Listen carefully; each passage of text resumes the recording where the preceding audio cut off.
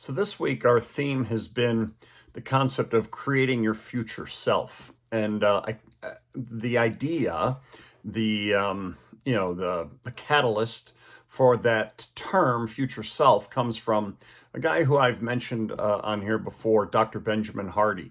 I've followed him for a couple of years now. I think it's been. I've received his newsletter, watched a variety of his videos, and then purchased three of his books now. And in his book, Personality Isn't Permanent, that I'm reading right now, he dives into this concept of your future self. And in fact, since then, in the last 3 or 4 months, I believe it is, maybe it's even a little longer ago, he published a book called Be Your Future Self. I have it loaded in my Kindle, but I have not read that one yet. That's coming next for me after Personality Isn't Permanent.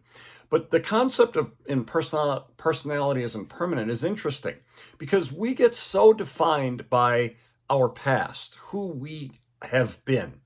And the concept of personality isn't permanent is that we get this feeling that I'm this way. This is who I am, and that's just how it is. And what Dr. Hardy is saying is no, that's not true at all. You do not have to be defined by A, who you think you are right now or have been all along, and B, by your past. And yet so many of us do just that. And so I take myself, for example. I was always bad at math in school from the time I can remember, probably grade school on.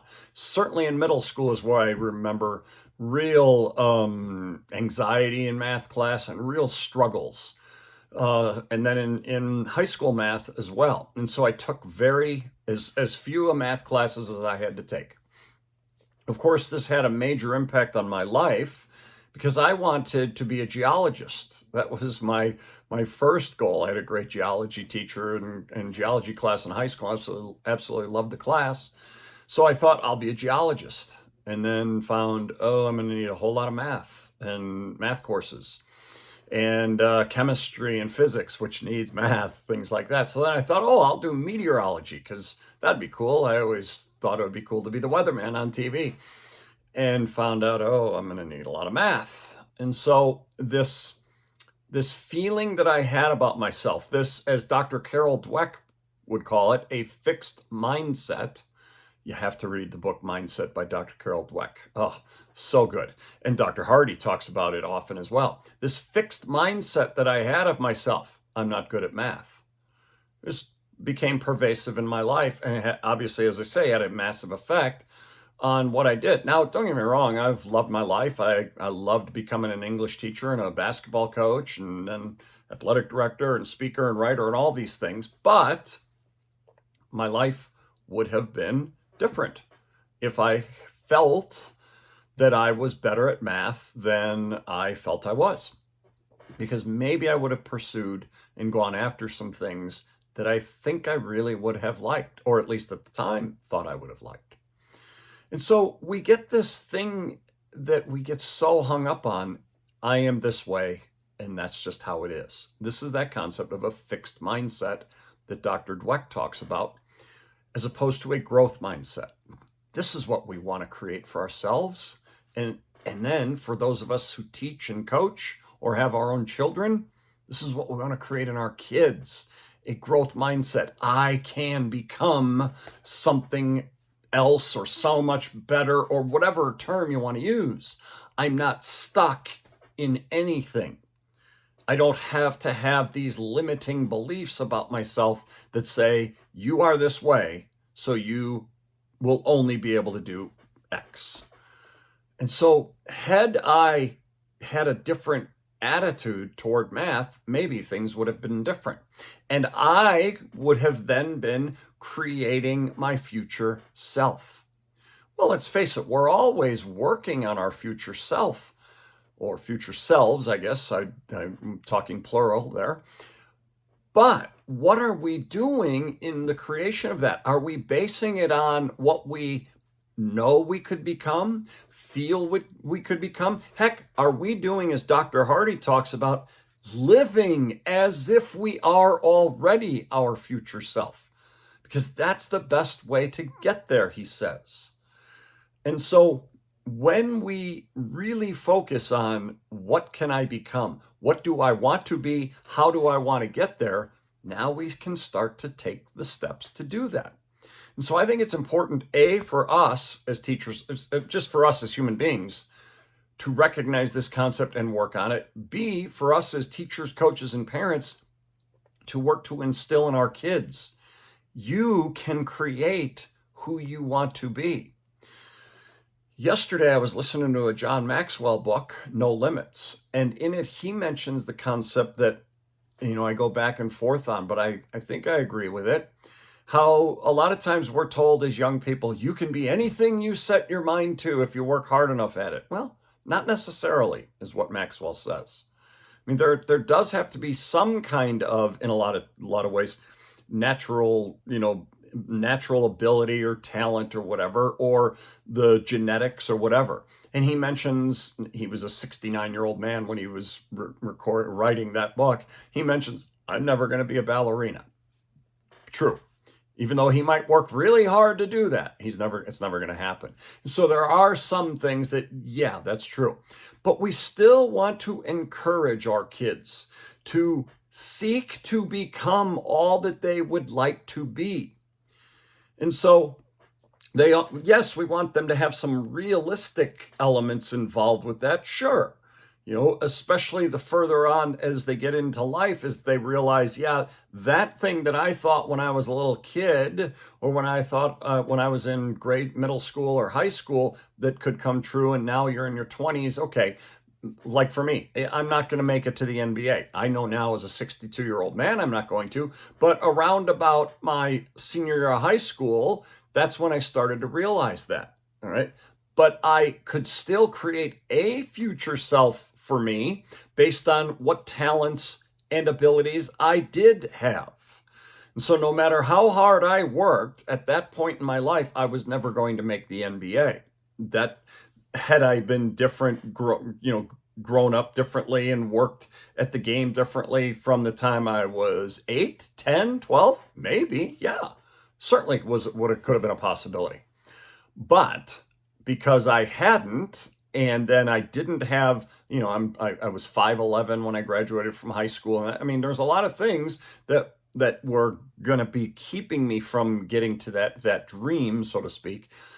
But that didn't mean I couldn't still create a future self that I would like to see for myself. And so I think it's important that we do this for ourselves and we work to help our kids understand you can do this.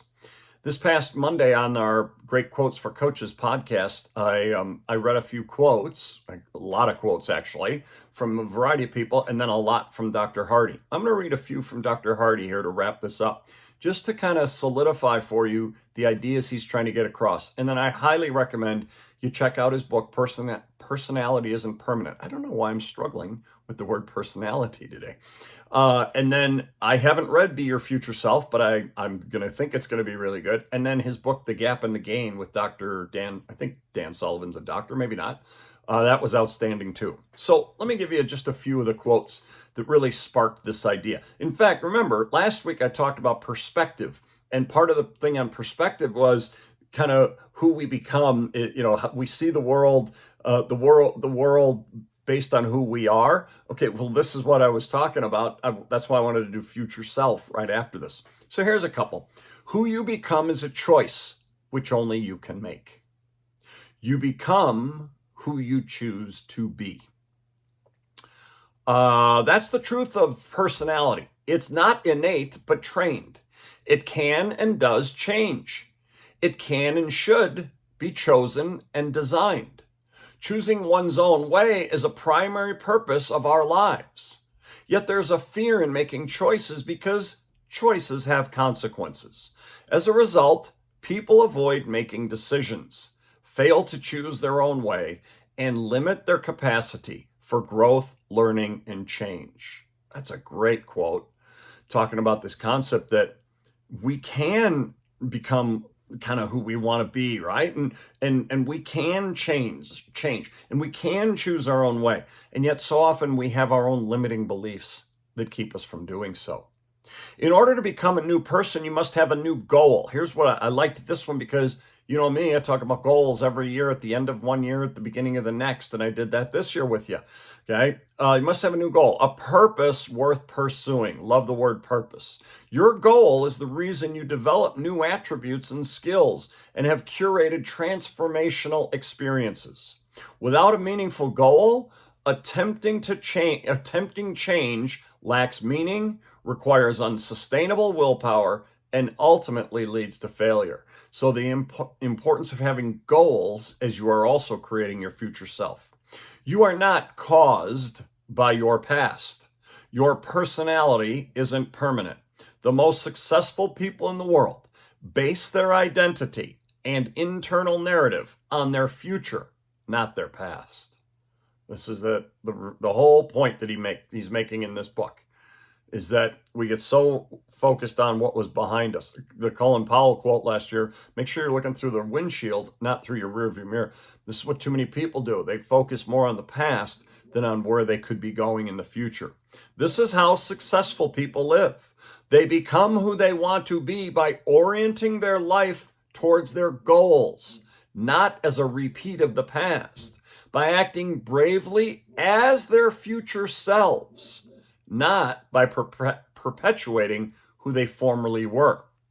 So this is what I was talking about earlier, that idea that start acting as your future self. Start becoming that person that you want to be by acting in the way, okay, here's who I want to be. Here's who I see myself as. Start acting as that type of person. Look at who might be similar in the world that you're trying to become, all right? And start acting like those types of people do. The question is, who are you going to be? And how specific and intentional will you be in that creating process? You're the one who decides who you become, not some personality test and not your past. So you get to choose that. As a human being, it is your responsibility to create yourself through the decisions you make and the environments you choose. I love this concept. And I love the idea that we are not stuck. We are not fixed. We can become what we want to become. Again, within the parameters of specific kinds of talent, genetic makeup, whatever it might be. But we can become what we want to become. But we have to design it and create it and figure out, here's who I want to be. And then we have to take the actions necessary to become that. Imagine teaching your students, your athletes, your own children, this concept and where it could take them, but also all of you as a team or a classroom or as a family, if they all recognize, gosh, I can really design and create who I want to be. Yes. And again, some of your kids, will not have certain genetic makeup, certain talents, certain natural abilities to do everything that they want to be, but they can at least start down a road towards the things that they would like to see happen in their lives. And then you as a team can recognize, we can make this happen. Here's what we need to do. And we start designing and creating the future individuals that we each want to be and the future team, classroom, family that we want to be.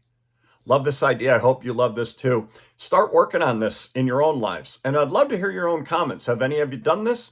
Do you know people who've had this attitude? Or also, have you been kind of held back, like so many of us have, myself included, by a lot of the limiting beliefs that you've had about yourself? Leave a comment down below and let us know. Love to hear your thoughts on this. We'll talk to you again next time.